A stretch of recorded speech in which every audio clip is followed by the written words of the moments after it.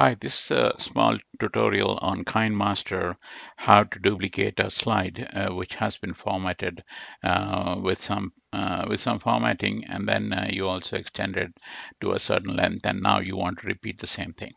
So let's open KineMaster, create new. You have this new project set up here. You can just leave it on default. Go to the next and select a picture. Let's say this picture. And right now you have this picture, which is about 4.8 seconds.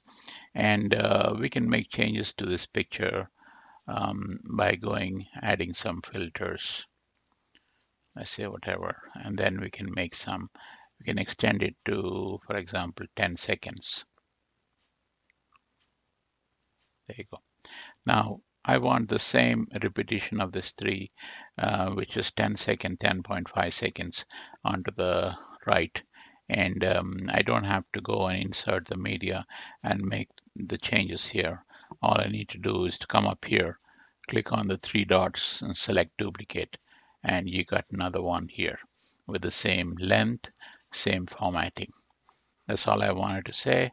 I hope you enjoyed the video. Subscribe. Thank you.